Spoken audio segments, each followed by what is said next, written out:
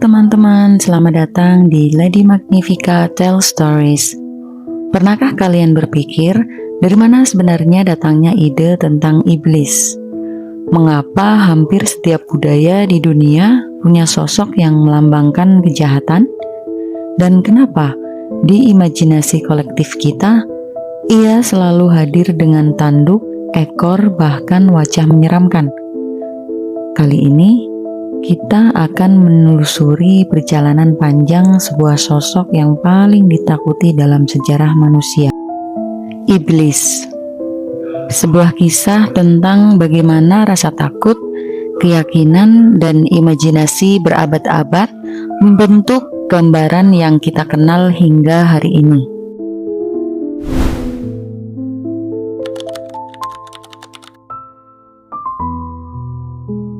Sebelum agama-agama besar lahir, manusia sudah hidup dengan ketakutan, badai yang menghancurkan, penyakit misterius, dan gagal panen yang membuat kelaparan. Semua itu mereka yakini sebagai ulah kekuatan gaib. Di Mesopotamia kuno, sekitar 5.000 tahun lalu, masyarakat mempercayai dunia penuh dengan roh baik sekaligus roh jahat. Salah satu sosok paling ditakuti adalah Pazuzu, roh angin barat daya yang dipercaya membawa wabah penyakit. Wajahnya menyeramkan, tubuhnya campuran antara manusia dan binatang, dengan sayap, cakar, bahkan tanduk di kepalanya. Ia bukan iblis dalam arti modern, tetapi jelas memperlihatkan bagaimana manusia purba membayangkan kekuatan jahat dalam rupa yang mengerikan.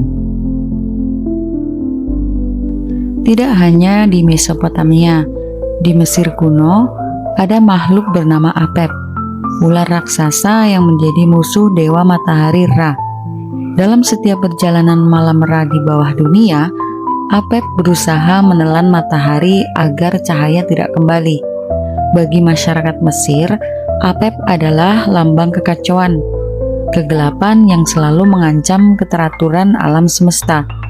Dari sini kita melihat pola, sejak awal manusia membutuhkan figur untuk menjelaskan kejahatan, sebuah wajah bagi ketakutan mereka.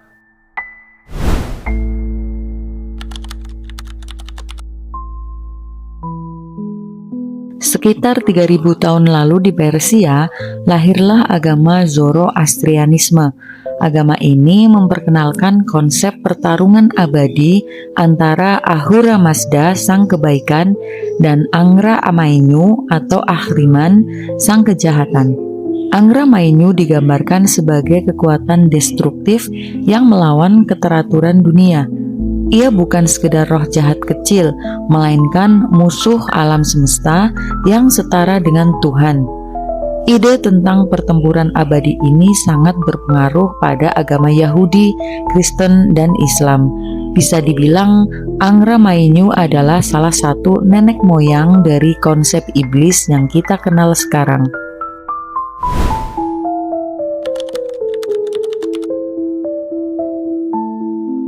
Dalam tradisi Yahudi awal, kata Satan sebenarnya belum berarti iblis.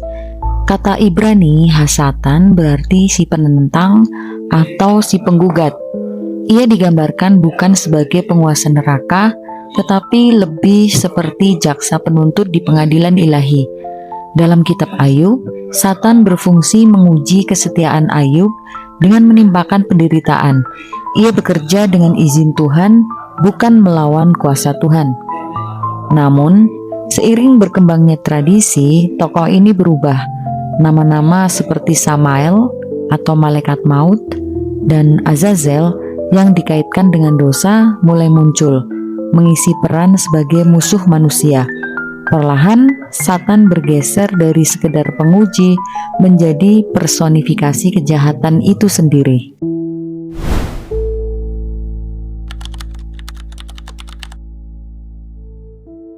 Ketika kekristenan lahir di dunia yang dikuasai budaya Yunani Romawi, konsep iblis mengambil banyak bentuk dari mitologi lokal. Dewa Pan misalnya, digambarkan dengan tubuh setengah manusia, setengah kambing, bertanduk dan penuh nafsu liar. Pan sebenarnya dewa musik, alam, dan kesuburan. Namun bagi orang Kristen awal, Pan adalah simbol paganisme yang harus ditolak. Maka ciri fisiknya, yaitu tanduk, kaki kambing, wajah seram, diadopsi sebagai ciri khas iblis. Selain Pan, ada para satir dan faun, makhluk liar yang suka mabuk dan mengejar perempuan. Mereka dianggap mewakili hawa nafsu dan godaan. Gambaran mereka akhirnya menyatu dalam ikonografi iblis. Bahkan senjata iblis yang kita kenal, Trisula, punya akar dari dewa Yunani Poseidon. Lambang kekuatan laut ini dipinjam, lalu diubah menjadi senjata penyiksa jiwa di neraka.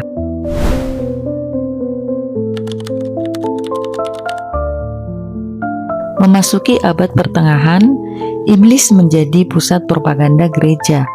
Ia digambarkan sebagai makhluk yang sangat mengerikan, tubuh besar, bertanduk panjang, ekor menjuntai, bersayap kelelawar, dan bermata merah menyala.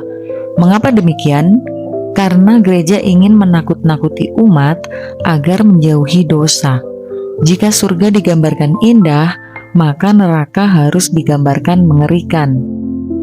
Karya sastra besar seperti Divine Comedy karya Dante Alighieri ikut memperkuat gambaran ini.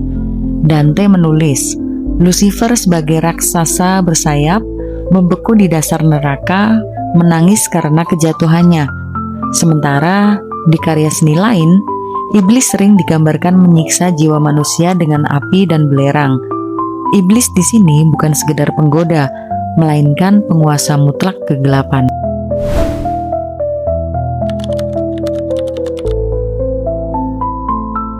Menariknya, di belahan dunia lain, gambaran iblis ternyata berbeda. Di India misalnya, dikenal dengan nama Asura, makhluk jahat yang melawan para dewa. Mereka tidak selalu buruk rupa, kadang justru tampak gagah, tapi penuh ambisi dan keserakahan. Di Jepang ada Oni, raksasa berkulit merah atau biru, bertanduk dengan gigi tajam dan membawa gada besar. Oni inilah yang paling mirip dengan gambaran iblis barat. Sedang di Tiongkok, roh jahat sering digambarkan dengan wajah hewan, seperti Niu Tao Mamian, malaikat maut berkepala sapi dan kuda. Yang menarik, simbol tanduk di banyak budaya kuno awalnya adalah lambang kekuatan dan kesuburan. Hewan bertanduk seperti banteng atau kambing dianggap penuh vitalitas.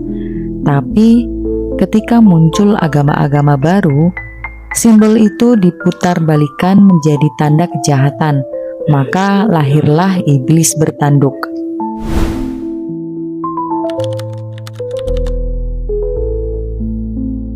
Pada abad ke-17, penyair John Milton menulis Paradise Lost, sebuah karya epik yang menggambarkan Lucifer bukan hanya monster, tapi tokoh yang bernasib tragis.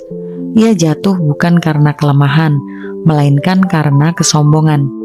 Lebih baik memerintah di neraka daripada melayani di surga, begitu katanya. Dari sini, iblis digambarkan bukan sekedar makhluk menakutkan, tapi juga karismatik, penuh daya tarik, bahkan intelektual. Gambaran ini mempengaruhi karya-karya lain, dari Faust karya Goethe hingga berbagai legenda tentang perjanjian dengan setan. Selain di sastra, iblis juga digunakan sebagai alat kontrol sosial. Pada masa Inkuisisi, ribuan orang dituduh bersekutu dengan iblis. Perempuan yang dianggap penyihir dikatakan menjual jiwa pada setan. Banyak dari mereka dibakar hidup-hidup meski tidak ada bukti nyata. Ketakutan terhadap iblis di sini menjadi senjata politik. Siapapun yang melawan otoritas bisa dituduh sebagai hamba setan.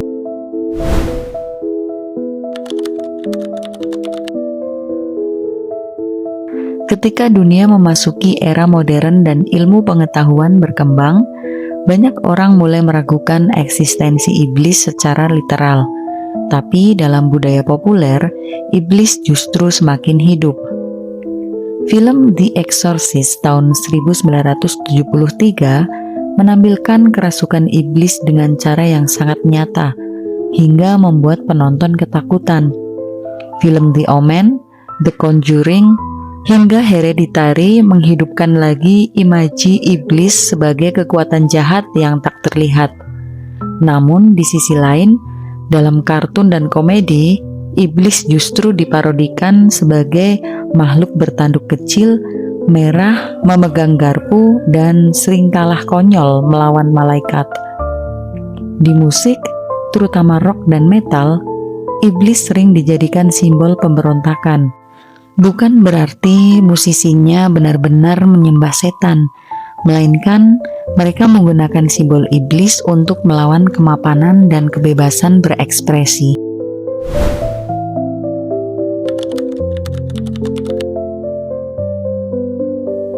Jika kita telusuri semuanya, jelaslah bahwa iblis bukan sekedar sosok gaib. Ia adalah cermin manusia.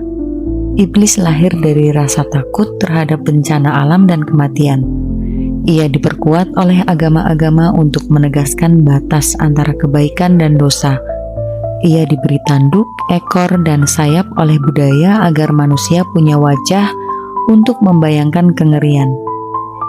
Pada akhirnya, iblis adalah simbol dari sisi tergelap dalam diri manusia sendiri, yaitu keserakahan, ambisi, nafsu, dan kebencian. Dan selama sisi gelap itu masih ada, iblis tidak akan pernah benar-benar mati. Iblis adalah simbol yang terus berevolusi. Ia lahir dari ketakutan, tumbuh dalam imajinasi, lalu diwariskan dari generasi ke generasi. Mungkin pada akhirnya, iblis bukan hanya tentang makhluk di luar sana. Ia adalah potret sisi tergelap manusia itu sendiri, bagian yang selalu kita lawan, tetapi juga tak bisa kita hilangkan. Aku Lady Magnifica, sampai jumpa lagi di video-video selanjutnya.